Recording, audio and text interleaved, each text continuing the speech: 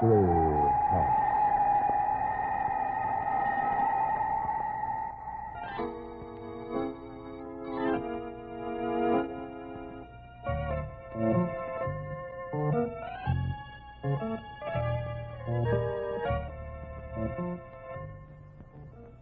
Mystery House, that strange publishing firm owned by Dan and Barbara Glenn, where each new novel is acted out by the Mystery House staff before it is accepted for publication. Mystery House.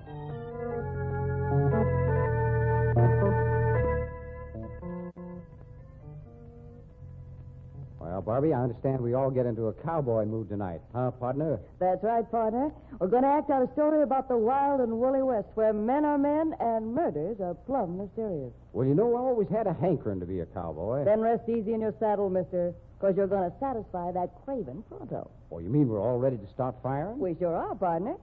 But just a minute. Here comes a mysterious stranger wandering in off the range. Well, sure enough. What do you got to say for yourself, stranger?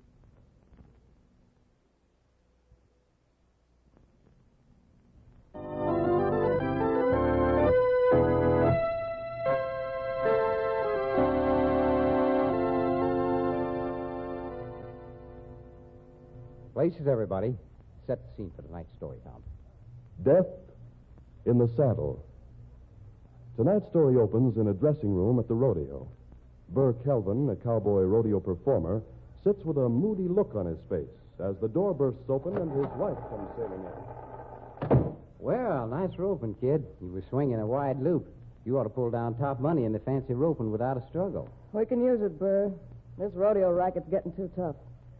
Me, I'd like to be heading back to Texas and the ranch. Well, I never thought you was yellow, Shirley. Listen, Burr, I got more what it takes than you'll ever have. But more sense, too, cowboy.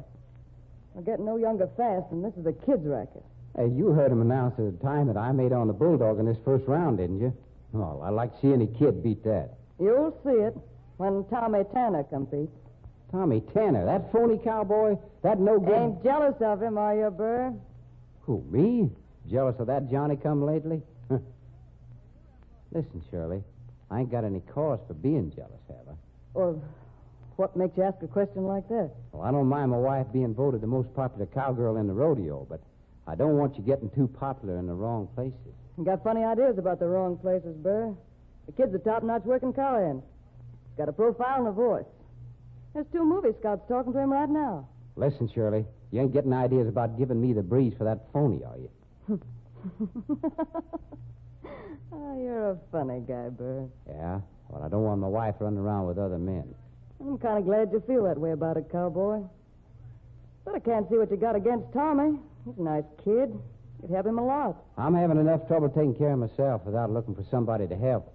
Besides, he's going to help me a little. What? Yeah, he's going to pay me for a little experience. What are you talking about? Listen, if you're planning on getting that kid into one of your crooked poker games... No, nothing that smooth, Chiquita. A gag and nobody else on this barnstorming corral would fall for her. Just a smart guy, Tommy Tanner. What are you talking about? And he thinks he's quite a rider. He thinks he talks the Bronx language. He's the smoothest rider that's hit the rodeo circuit in 10 years, and I've seen them all. Must have been talking to him. Well, I made Mr. Tommy Tanner a little bet. What? Listen, you go throwing our money around. How much did you bet on him? Don't worry. He's going to lose, so what difference does it make how much I bet him? I said, how much did you bet him? None of your business. Listen, if you got the idea our bank account's your personal property, guess again. I've pulled down nearly as much of that prize money as you have. I've trooped the country from one end to the other. I've worked like a dog, and if you think you can throw my money away... Nobody's throwing your money away. Just doubling it, that's all. Burr, you tell me right this minute. How much did you bet with Tommy Tanner? $5,000, honey. What? $5,000? You lose that money, it'll set us back nearly 2 years. I said I wasn't going to lose it, didn't I? Now quit yapping and listen to me, will you? The bet's a cinch. You think you can outride Tommy? Why, you I said... didn't bet him I could outride him. I bet him there'd be a horse here that he couldn't ride, that's all. But you don't know there will be. Oh, yes, I do. Listen, you know who's furnishing the broncs for this rodeo, don't you? Well, sure, Bert Graham. Yeah, Bud Graham. And you know one bronc he owns, too, don't you? You mean Gray Bomber? Gray Bomber, the wickedest hunk of hell on hooves that ever twisted and turned and sun-dogged his way out of a chute. But Gray Bomber won't be here. There ain't a cowboy in this rodeo would touch him. Why, Gray Bomber's killed 6 men. He can't be Rose. It's a publicity gimmick. Graham's bringing in Gray Bomber and putting stories in all the newspapers about the horse's record. And then he's offering $1,000 to any rider who'll take a stab at sticking on the critter. Oh, nobody's that crazy. Bet they ain't. But my bet with Tommy Tanner is that there'll be a bronc here that he can't ride. That's all, see? And if I say Gray Bomber's the horse, he's got to ride him or cough up the $5,000. Yeah, come in. Well, hello, Tommy. Hi, Shirley. Nice roping you done tonight. Thanks, Tommy. If you got time tomorrow morning, remind me to show you a little trick on the in and out roping. Well, that'd be mighty nice of you, Tommy. Listen, Tommy, she could teach you tricks about roping. And about riding, too, I suppose. Well, you're going to learn a trick or two about riding, cowboy. A trick that'll cost you $5,000. I wish you boys would call off that bet. I suppose Bird told you to say that, didn't he? Well, no. He thinks he's got a one for sure, but I don't know. I don't like the idea. I got a sure thing, Tommy, and you fell for it like a chump. Ever have a sure thing go back on you, Bird? Look, this is one sure thing it couldn't go back on me. I bet there'd be a horse here in this rodeo that you couldn't ride. You know what bronc's going to be here? Oh, you mean Gray Bomb? What? Well, sure. Gray Bomb is coming in tomorrow. You knew it all the time? Yep. Well, I don't get it. You can't ride that horse. Want to put up another 5,000, Bird? Nobody ever has rode him. There has to be a first time for everything. Yeah, you're a worse sap than I thought you was, mister. Every tough bronc that ever bucked its way out of a chute has a gimmick. But nobody's ever figured what Gray Bomber's gimmick was. I have. I can calm that critter down and nothing flat. I got it all figured out. You're bluffing. You think I'd have bet $5,000 if it was a bluff? You can get another 5 anytime you say so. Well, you could be mistaken. I'm willing to take my chances on that, Bird. It's going to be the easiest $5,000 I ever made. Well, so long.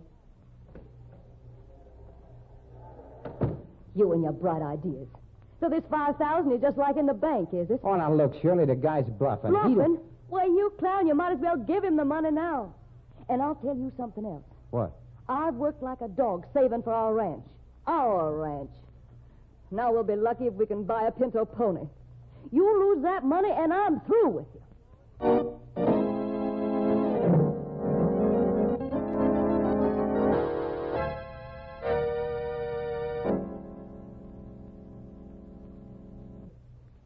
Just a minute, Tommy. Huh? What's the matter, Lottie? You been having a nice visit with Shirley? Now, listen, Lottie, don't go getting in I'll there. get any way I please. And I'll tell you something else. Her husband's watching you like a hawk over a chicken farm. I ain't afraid of him. Well, you better be afraid of me. Who got you your breaks, huh? Who started you out in this rodeo business? Who grub-staked you while you was getting the feel of things? You need money, Lottie? Money.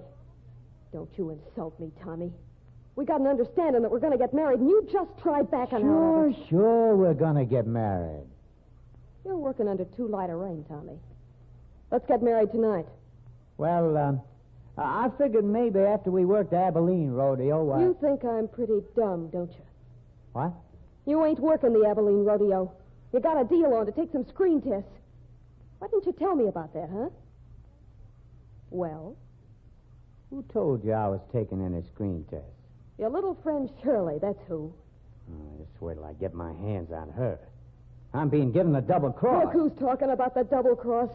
You ought to know she ain't interested in you. She's looking out for herself and Burr, no matter what she says or how she acts. Why, that dirty little... Well, you ain't so nice yourself, mister. You practically admitted you'd been planning a run out on me. You cheap quit chiseler. beefing. You got the wrong idea, cowboy. I ain't complaining. I'm just telling you. You try any fast ones on me, and you're going to get tied up worse than a bulldog steer.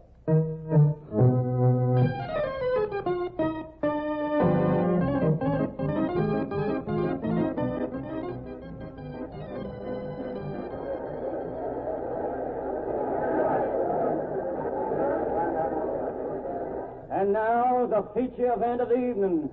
That popular cowboy, Tommy Tanner, trying to ride the roughest, toughest bronc that ever came out of Texas. Oh, he's getting into the chute now. I don't want to look. I'm looking, and I'm enjoying it. Gray Bomber, a bronco that's never been ridden, hold of a record full of death and destruction. Hold your breath, ladies and gentlemen. Are they opening the chute yet? Watch it, honey. Watch it. It's going to be good. Here, found a gimmick for that horse, did he? Well, we'll see how much of a gimmick he's got. They're opening the chute now, Shirley. Look. No, boy. Hey, well, what's going on here anyway? Why, that dirty louse, he's tricked me. What's wrong? Well, Gray Bomber ain't even bucking. He's walking out of the chute. There's something funny going You on. and your crooked ideas for making money. Gonna practically steal $5,000 from him, was you? He didn't have any gimmick, huh? What happened? I don't know. The bronc didn't even buck. Tommy just kind of toppled off right into the dirt. Oh, he's hurt. What's it to you if he is hurt? The bronc didn't hurt him, that's a cinch. Wasn't the bronc. If ever I saw a tame horse, Gray Bomber's it. What have you done to him? Me? What have I done to him? You saw it, didn't you? He just fell off with the horse not even bucking. Well, that wins me $5,000, Sugar. But I was plumb lucky. Lucky. Listen, when you win any money, there's no luck connected with it. I'd keep my mouth shut if I thought anything like that, Shirley. Wouldn't sound good to folks. I don't care how it sounds. Oh, look, they're carrying him off. He's unconscious. Serves a smart aleck right. Wait a minute. Bert Graham's coming over this way. Oh, hi, Graham. Well, Tommy had a tough break, huh? That's one way of looking at it, I guess, Bert. Well, I mean, he's fallen off of a tame horse. I guess most anybody'd have trouble staying on a horse in Tommy's condition, Bert. Huh? Why, what's wrong with him? He's dead. What? No. Wait, he couldn't be dead. Maybe not, ma'am, but he is. You mean he hurt himself when he fell off Gray Bomber? I mean nothing of the kind. He was dead when Gray Bomber came out of that chute. But how? Why? What happened? That's what I aim to find out, ma'am. I know about that bet you had with Tommy, Burr.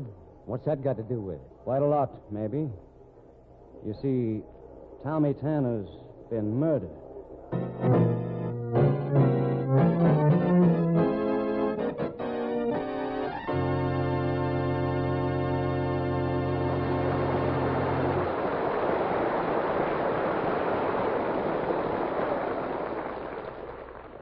So Tommy Tanner was murdered. Well, who killed him, and what was the motive? For that matter, how was he killed? We'll find out in the second act of Death in the Saddle. Meanwhile, here's a brief message from our sponsor.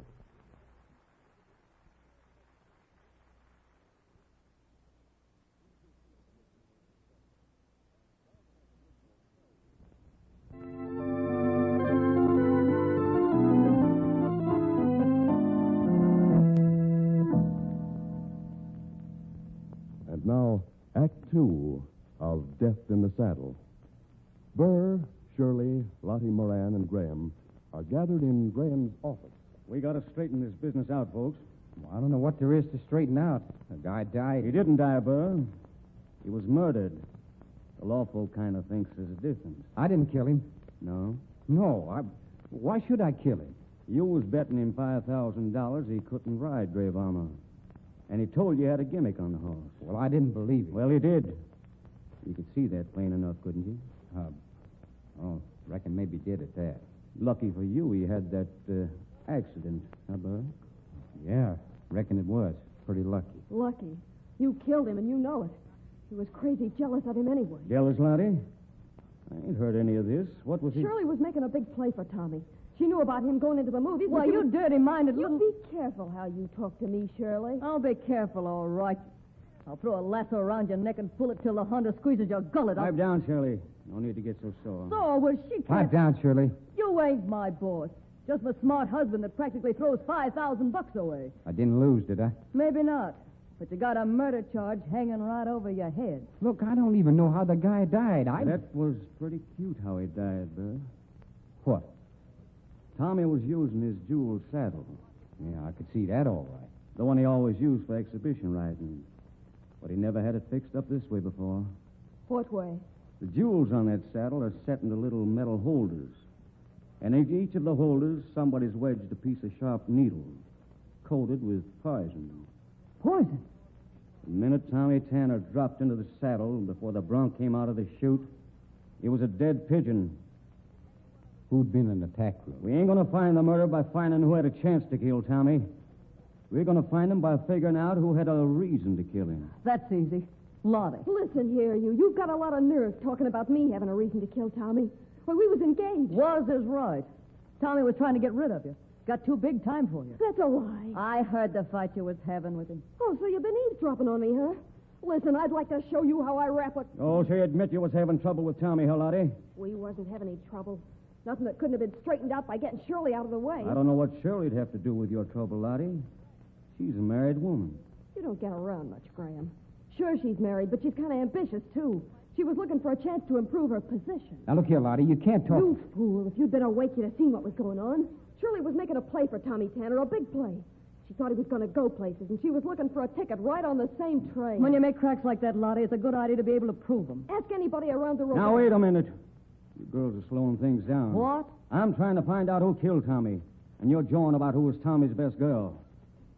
That don't make no difference now, the way I look at it. All right. Who killed him? Somebody who'd be better off because he was dead. Well, it don't take any Einstein to figure that out. Going farther, who would profit from his being dead? Not Lottie. She did it out of spite because she was jealous and because she figured he was going to ditch her. She couldn't stand having folks know she'd lost out. Well, maybe. But from a money standpoint, she couldn't do herself any good by killing him. Tommy didn't have much. His riches was all what you might call potential. He had a big future ahead of him.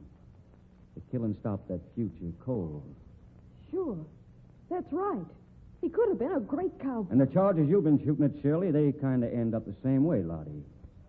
Shirley ain't any better off than she was with Tommy dead. She's $5,000 better off. Well, that's something to argue about. She didn't win the $5,000, and it wasn't her who was going to lose it. The way I look at it, there was only one person going to be any better off with Tommy dead. And that was... Yeah, me. I know what you're thinking. Well, I didn't kill him, Graham. And I ain't going to be made a goat. Nobody's going to ask you to be a goat. But you're the one guy had a chance to line his pockets from Tommy's death. I ain't a killer, I tell you. I never... What time was you in the tack room, Burr? Well, just before the steer bulldogging event. I had to get my stuff. And that was about an hour before Tommy got his saddle, wasn't it? Reckon so. Was anybody in the tack room with you? No. I ain't in the habit of taking along a valet or nothing when I get my stuff. I think maybe we better turn you over to the police, Burr. Think again, then, Graham. Oh, Burr, you fool. Put that gun back in your holster. I ain't getting sent to no jail for something I didn't do. Put that gun away. Oh, so you want me to get arrested, huh? You've been trying to get rid of me for quite a spell. Sure. I ain't good enough for you anymore. Say, you're all wet about Burr being the only person who could profit, Graham. Why? If Shirley could kill Tommy and fix it so Burr'd be the fall guy, she'd get Tommy's $5,000 and Burr's too. Why, she could make more money out of this than anybody. You're just kind of hoping, Lottie. Nope. I'll stick to Burr for my man. I'm going to call the police, Burr. Get away from that phone, Graham. I ain't scared of you, Burr. Now, I'm warning you, Graham. Next time I shoot, I don't aim at no telephone. Well, what are you going to do? I'm going to have a little talk with Shirley. There's some sense to the remarks that Lottie's made about her trying to frame me. Oh, Burr. No. No, get away from me. Oh, you can't. Help. Oh, Graham. You won't let him. No.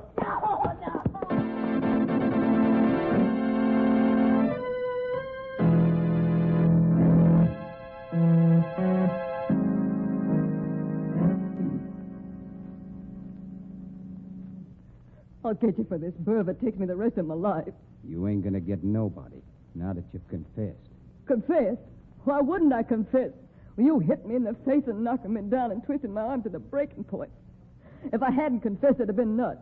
You mean you're denying your confession? Of course I'm denying it. And I reckon I got to start working you over again, Shirley. Oh, for the love... Oh, Graham. Lottie, you can't let him kill me. Hey, he's got a gun. He's crazy mad, Shirley.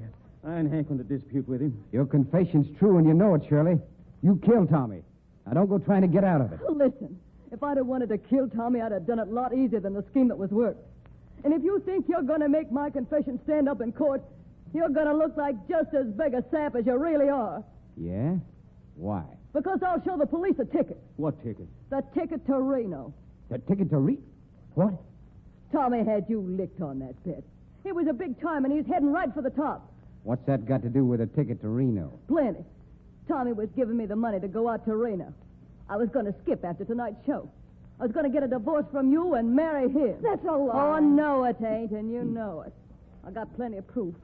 Ask the lawyer that was advising Tommy on his movie test business and see what he says. Tommy'd been getting more than movie advice from him. You're a sweet little woman. You are. What do you expect? We're throwing away most of the money we'd been able to save. I wasn't doing no such thing. You saw for yourself. Even when he was dying, Tommy was able to put a gimmick on Gray Bomber. Had the Bronx stop cold. You saw it. He even told Graham what the gimmick was, and Graham admitted it might work. What? So, he told Graham, huh? No, he never said nothing to me about it. That's a lie. He told me he'd talk to you. Oh, what difference does it make whether he talked to Graham or not? He had a gimmick on the horse, all right. That was easy enough to see. The important thing is that Burr knew about the gimmick. I wouldn't be too sure about that, Lottie. But why A not? good bucking bronc that can't be rode. A horse like that's worth as much as a winning racehorse in the rodeo business. More, maybe. I've turned down some big offers for Gray Bomber. Oh, that's beside the point. Sure it is. You do a little less talking and more listening, Graham. Tommy talked to you about the way he was going to calm Gray Bomber down. No, I knew nothing about Oh, it. yes, you did. Tommy told me. There wasn't any reason for him to lie to me about it. Oh, getting smart, huh, Shirley? Gray Bomber was worth a small fortune to Graham, as long as he couldn't be rode. But once a cowboy put the gimmick on him, once the secret was out of how to keep Gray Bomber from bucking, that horse wasn't worth a dime. Hey, I never thought of that. So the fellow that stood to profit the most from having Tommy Tanner die before Gray Bomber got broken was Mr. Graham. You're crazy, I tell Running you. a rodeo, you was in a spot where you could slip that saddle of Tommy's out of the tack room and fix it up in private.